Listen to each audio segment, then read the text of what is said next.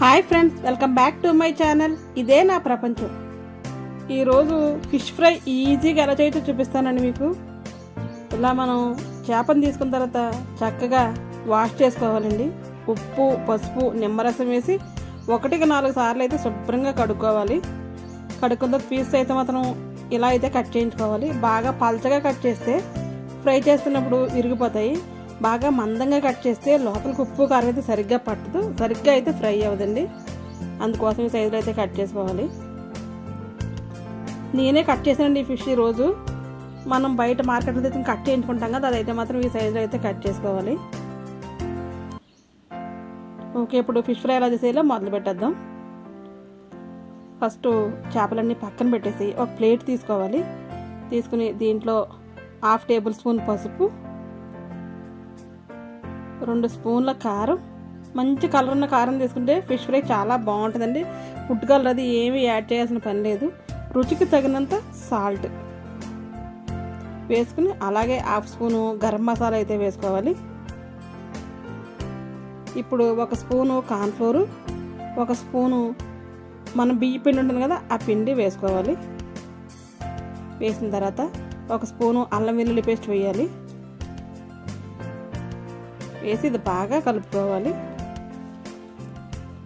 కొద్దిగా వాటర్ వేసుకుంటూ కలుపుకోవాలండి. ఇది గట్టిగా ఉంటే కనుక చేప ముక్కలకి సరిగ్గా మసాలాలు అయితే సరిగ్గా పట్టవు.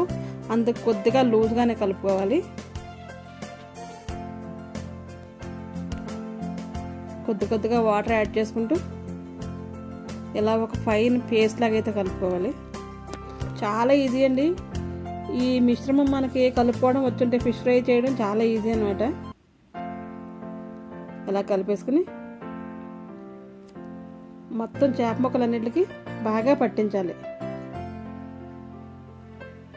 ఇదే మసాలా చేప ముక్కల మీద కూడా వేసేసి కలుపుతారండి, అదైతే సరిగ్గా పట్టదు. ఇలా మనం ప్లేట్లో మిక్స్ చేసుకుని కనుక వేసి ప్రతి పీస్కి ఇలా అప్లై చేసి పక్కన పెట్టేసుకుంటే,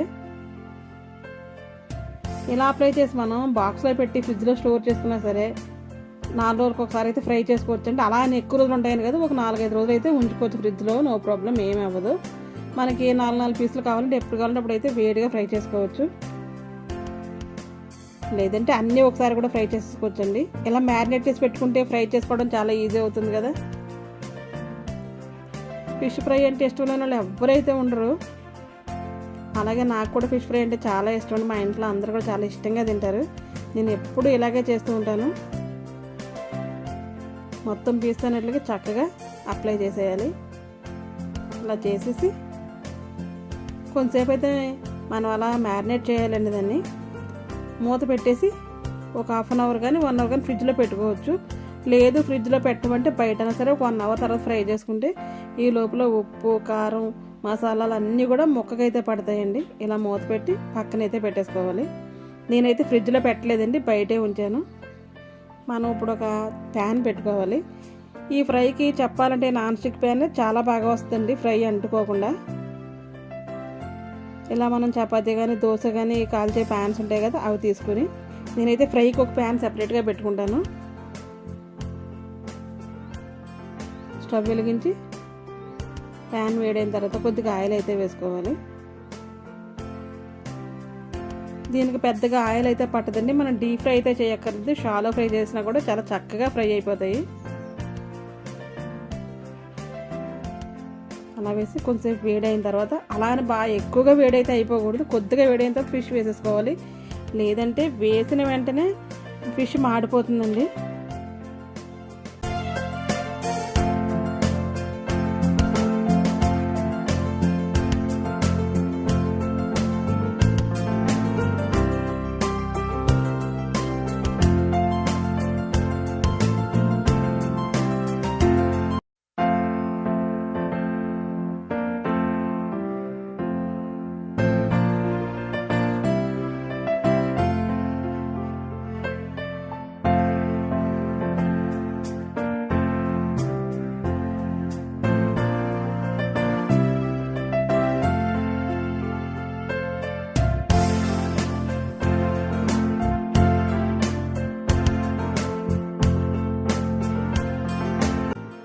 ఇలా మనం చక్కగా నూనె వేడైన తర్వాత పీసెస్ అన్నీ పెట్టేసుకోవాలండి. మొత్తం పీసెస్ అన్నీ కూడా ఇటువంటి ప్యాన్లో వేసుకుంటే ఒకేసారి అయితే ఫ్రై అయిపోతాయి.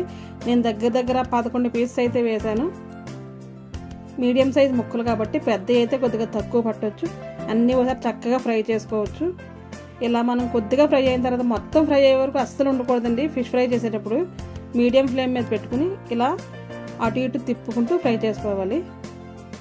ఇది నాన్ స్టిక్ ప్యాన్ కాబట్టి అడుగునైతే అసలు అతుక్కోవట్లేదు. అడుగున కొన్ని అతుక్కుపోతాయి కదా, అటువంటి ప్యాన్స్లో ఫ్రై అయితే సరిగ్గా రాదు. నాన్ స్టిక్ అయితే వాడకూడదు అంటున్నారు కానీ కొన్ని నాట్లకైతే అసలు తప్పట్లేదండి. ఇవి వాడకపోతే ఆ వంట కూడా సరిగ్గా రావట్లేదు. మీడియం ఫ్లేమ్లో పెట్టి ఇలా ఫ్రై చేసుకోవాలి. హైలో పెడితే మాడిపోతుంది, లోలో పెడితే సరిగ్గా కుక్ అయితే అవ్వదు. ఇప్పుడు మళ్ళీ వేరే పక్క అయితే తిప్పుకోవాలి. మనం ఒకే సైడ్ ఎక్కువగా ఫ్రై అయిపోయే వరకు ఉంచి తర్వాత అయితే తిప్పకూడదండి. ఇలా 4-5 సార్లు అటు ఇటు ఫ్రై అయ్యే వరకు ఎంతసేపు కదా అంతసేపుకి అయితే అలా తిప్పుకుంటూ ఉండాలి. ఒక్కొక్క ఫిష్ ఒక్కొక్క రకంగా అయితే ఫ్రై అవుతుందండి. ఒకటి త్వరగా అయిపోతుంది, ఒకటి త్వరగా అయితే అవ్వదు. అది మనం చూసుకుంటూ చక్కగా విరిగిపోకుండా ఇలా 2 స్పూన్స్ తీసుకుని మనం తిప్పుకుంటూ ఉండాలి. చూసారా, పీసెస్ అయితే అస్సలు విరిగిపోకుండా చక్కగా ఉన్నాయి కదా. దాని ఉన్న మసాలా మొత్తం బయటకు అయితే రాకుండా ఆ పీస్ని అతుక్కుని చక్కగా అయితే ఉంది. ఇలా మనం మొత్తం 2 వైపులు అటు ఇటు తిప్పుకుంటూ చక్కగా ఫ్రై చేసుకోవాలి. మంచిగా ఇలా కుక్ అయిన తర్వాత మనం ఇప్పుడు చేయవలసింది ఏంటంటే, దీంట్లో ఆయిల్ ఉంది కదా, అది కొద్దిగా సైడ్కి తీసి ఆయిల్ అయితే తీసేయాలండి. తీసేసి మనం స్టవ్ అయితే ఆపేయాలి. ఆపేసి కొంతసేపు ప్యాన్లోనే ఉంచేయాలి. పీసెస్ అయితే మాత్రం వెంటనే అయితే తీయకూడదు. మీకు చూపించడం కోసం నేను ప్లేట్లో పెట్టి అయితే చూపిస్తున్నాను. నేను ఆయిల్ తీసేసిన తర్వాత అదే ప్లేట్లో ఈ పీసెస్ వేసి ఇంకొంచెంసేపు అయితే అటు ఇటు తిప్పుకుని ఫ్రై చేయాలండి. ఆయిల్ అయితే ఉండకూడదు, ఎందుకంటే ఆయిల్తో వేసుకుంటే ఫ్రై అయితే అస్సలు తిననే వేస్ట్గా అయిపోతుంది. మనం ఏదైనా కర్రీ చేసుకుంటే ఫిష్ కర్రీ అయితే దాంట్లో వేసుకోవచ్చు, లేదంటే పక్కన పెట్టేయడం. ఇంకా నేనైతే ఈవినింగ్ చేపల పులుసు చేద్దాం అనుకుంటున్నానండి. ఈ ఫ్రై చేసిన తర్వాత మిగులుతాయి కదా తల, తోక, మధ్యలో కొన్ని ముక్కలు, అవి అయితే పులుసు పెడతాను. దాంట్లో అయితే ఆయిల్ వేసేద్దాం అనుకుంటున్నాను. ఈ ఫ్రై మీకు నచ్చిందండి. నచ్చితే కనుక తప్పకుండా ఒకసారి ట్రై చేయండి, చాలా బాగుంటుంది. మీకు ఎవరికన్నా నచ్చితే మీకు కూడా ఎలా వచ్చింటే నాకు కమెంట్ బాక్స్లో కమెంట్ ఇచ్చేయండి. నా ఛానల్ కనుక ఎవరైనా ఫస్ట్ టైం చూస్తుంటే తప్పకుండా సబ్స్క్రైబ్ అయితే చేసుకోండి. ఛానల్ ఇటువంటి వీడియోస్ మంచి వీడియోస్ చాలా ఉన్నాయండి. ఒకసారి చూసి మీకు తెలిసిన వాళ్ళకైతే మాత్రం షేర్ అయితే చేయండి. ఈ రోజుకి ఇదేనండి వీడియో. మరొక వీడియోతో మళ్ళీ కలుద్దాం. అప్పటి వరకు ఉంటాను. Thanks for watching my channel. మరొక వీడియోతో మళ్ళీ కలుద్దాం. అప్పటి వరకు బాయ్ అండి. ఒక్కసారి టేస్ట్ చేస్తే అదిరిపోయింది ఫ్రై అయితే.